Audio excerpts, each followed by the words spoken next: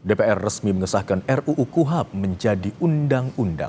DPR bergeming di tengah pro kontra yang muncul terhadap sejumlah pasal yang dimuat dalam RUU KUHP. Perubahan dalam undang-undang tersebut dinilai memuat pasal-pasal bersifat karet dan berpotensi mengarah pada praktik penyalahgunaan wewenang. Kita akan bahas bersama Profesor Hipnu Nugroho, ahli hukum pidana Universitas Jenderal Sudirman.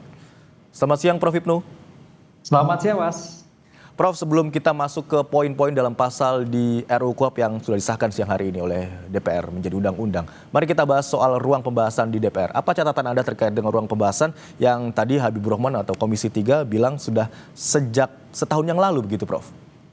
Ya, saya kira ini suatu RUU yang luar biasa Mas ya. Jadi kalau kita lihat perkembangan RUU KUHP, ini kita lihat dulu dari HIR menjadi KUHP. Ini lompatan yang luar biasa. Karena berpikirnya kalau kita lihat dalam ilmu hukum itu berasas pada inquisitur menjadi akusatur. Dari objek menjadi subjek. Nah, sekarang berubah lagi dengan kondisi situasi masyarakat adalah check and balance, ada keseimbangan yang dalam rangka untuk menuju due process of law. Ini suatu tindakan luar biasa. Makanya kalau kita melihat sebagai bentuk paparan Ketua Komisi 3 tadi Pak Habib, upaya-upaya paksa yang dilakukan sudah berkembang dan menjadi harus izin pada Ketua Pengadilan Negeri. Ini saya kira juga sebagai bentuk kemajuan yang luar biasa. Kemudian kemajuan-kemajuan yang lain tentang kaitannya dengan penyidikan. Ini juga bagian dari luar biasa.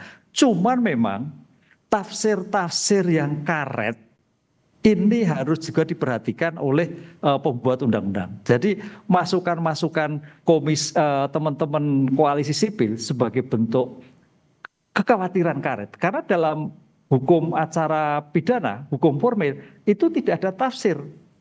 Beda dengan hukum material, ada tafsir otentik, tafsir sistematik. Oleh karena itu, kalau itu menjadikan hukum RUU acara pidana itu menjadikan karet, potensi penyalahgunaan tinggi sekali. Dengan demikian, perumusan-perumusan yang dikhawatirkan ini saya kira menjadi catatan sendiri bagi penegak hukum. Jangan sampai ini menjadikan suatu modal untuk penyalahgunaan wewenang. Karena ini akan berpotensi terjadi adanya suatu abuse of power. Dan itu harus dihindari. Dengan demikian, konsep hukum acara pidana yang dicari ini betul-betul hukum yang membatasi kewenangan negara. Membatasi hak-hak penasihat hukum dalam rangka untuk kondisi check and balance, meletakkan pada due process of law sehingga dalam suatu keseimbangan yang sama dalam mencari kebenaran material gitu. Baik, tadi kita sudah berbicara soal bagaimana ruang pembahasannya, bagaimana Komisi 3 DPR membahas dengan fraksi di DPR, dengan perwakilan pemerintah, mengakomodasi pendapat-pendapat dari ahli dan juga masukan dari masyarakat. Kita sekarang masuk ke pasal-pasalnya, Prof. Koalisi Masyarakat Sipil mencatat ada sejumlah pasal bersifat karet dan berpotensi mengarah pada praktik penyalahgunaan wewenang.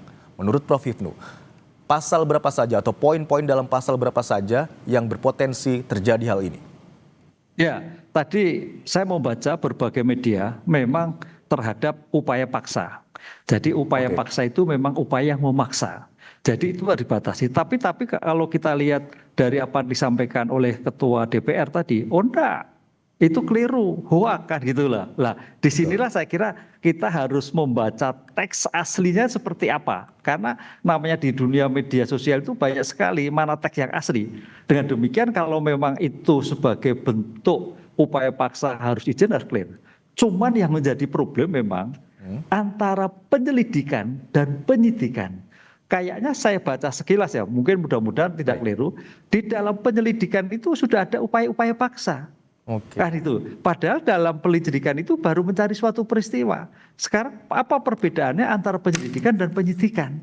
Nah, ini yang saya kira mungkin ada suatu batasan penangkapan dalam penyelidikan dan itu memang dimungkinkan dalam hal tertangkap tangan. Nah, ini yang saya kira kekhawatiran itu perlu dimaknai untuk batas tegas. Apa itu penyelidikan? Apa penyidikan? Karena tampaknya menjadi luas sekali sekarang. Dalam penyelidikan itu upaya-upaya paksa pun juga dilakukan. Nah, itu yang saya kira menjadi catatan teman-teman koalisi sipil itu untuk menjadikan suatu ketegasan. Sehingga tidak terjadi permainan main hakim sendiri ataupun penyalahgunaan kewenangan tadi. Baik, berarti yang Anda soroti salah satunya soal aturan penyidikan dan penyelidikan yang harus tegas, begitu aturan harus jelas, Prof, ya, begitu ya.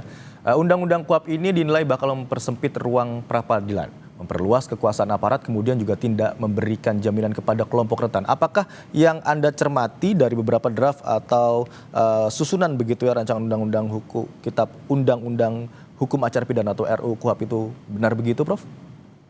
Kalau kita melihat tidak ya, kalau kita melihat tentang kaitannya dengan pengawasan rencana pra-peradilan, itu malah diperluas. Artinya kalau melihat sekarang ini kan dalam arti terlalu sempit hanya 7 hari. Untuk menilai saksi bagaimana. Ini saya kira langkah progresif. Nah, langkah progresif. Oleh karena itu perbedaan-perbedaan antara teman-teman pengamat dengan anggota DPR itu saya kira itu perlu komunikasi. Perlu duduk bersama. Dalam 2 bulan ini perlu menjadikan suatu catatan bahwa tidak seperti yang bayangkan. Karena jangan sampai juga ini berlarut, tapi ini sebagai bentuk batasan bahwa sesegera mungkin. Cuman yang jadi masalah gini Mas, apakah tidak ada suatu perdebatan? Tadi Bu Puan menyatakan 2 Januari berlaku. Lah, ini masa transisi ini yang saya kira menjadi situasi yang ada krusial antara penegak hukum dalam menerapkannya. Karena ada hal-hal yang baru tentang penetapan tersangka baru, tentang upaya paksa juga terbaru, kemudian juga kalau kita lihat catatan kami upaya hukum banding yang tadinya memang betul banding itu sebagai catatan judek faksi, tapi dalam pasal RKUHP ini mewajibkan. Nah, jadi pemeriksaan itu tidak hanya di pengadilan negeri, besok di pengadilan tinggi itu pemeriksaan ulangan betul. Nah, itu yang menjadi catatan. Yang selama ini kan hanya pemeriksaan dokumen, walaupun disyaratkan dokumen, tapi menurut catatan kami tidak pernah. Lah, besok harus dilakukan. Lah, ini saya kira sebagai terobosan baru sehingga dalam mencari kebenaran material pada teman-teman penasihat hukum, korban dan sebagainya dapat diulang kembali. Ini saya kira suatu menarik untuk menjadikan kajian bersama. Walaupun nanti memang berlarut-larut nanti, karena kita lihat pemeriksaan pengadilan negeri itu bisa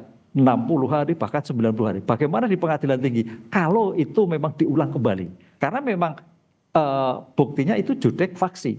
Jadi pemeriksaan fakta. Begitu. Baik, meski telah disahkan menjadi undang-undang, kita tahu bersama bahwa pro kontra di luar sana masih ada begitu ya, terkait dengan beberapa pasal yang dianggap kurang sesuai dan kurang mengakomodasi pendapat publik. Lalu Prof. Hipnu, sebenarnya kan masih bisa diajukan judicial review di MK sesuai dengan apa yang disampaikan oleh Ketua DPR Puan Maharani tadi. Bagaimana peluang judicial review menurut Anda, Prof. Hipnu? Ya, peluangnya besar sekali. Karena di sini meletakkan hak-hak sebagai korban. Hak-hak masyarakat, apalagi kalau negara terlalu kuat dalam tanda petik penasihat hukum terlalu luas dalam suatu penyelesaian suatu perkara. Dan kalau kita lihat Mas, perkembangan dinamika KUHP yang lama itu pun juga tumbuh berkembang dengan putusan-putusan Mahkamah Konstitusi sebagai bentuk perbaikan. Nah, putusan-putusan perbaikan kemarin akhirnya diakomodir dalam RKUHP baru. Sekarang pertanyaan kembali, ketika RKUHP baru itu ternyata ada suatu perdebatan hak-hak konstitusi, saya kira peluangnya di sana. Ini satu langkah konstitusional bagi masyarakat, bagi pencari keadilan untuk menguji kembali pasal mana yang karet, pasal mana yang tidak memberikan perlindungan, pasal mana yang merugikan, pasal mana yang bertentangan dengan Undang-Undang 45. Ini saya kira suatu langkah tepat ya. Walaupun memang sebetulnya kalau bisa sedikit mungkin dilakukan uji materi kan gitu kan. Tapi karena kondisi yang mendesak dalam waktu 2 tahun mau tidak mau lewat konstitusi ke depan itu sebagai cara-cara untuk mengevaluasi, untuk memperbaiki dari pasal-pasal yang ada di dalam KUHP baru yang akan dilaksanakan itu. Baik, seperti yang Anda katakan Prof. Hipnu, RUU ini merupakan RUU yang luar biasa, baik dari ruang pembahasannya, poin-poin krusial yang ada dalam pasal-pasal tersebut hingga pro kontranya. Terima kasih atas perspektif yang telah Anda bagikan di program Kompas Siang hari ini, Prof. Hipnu. Selamat siang, salam sehat. Selamat siang.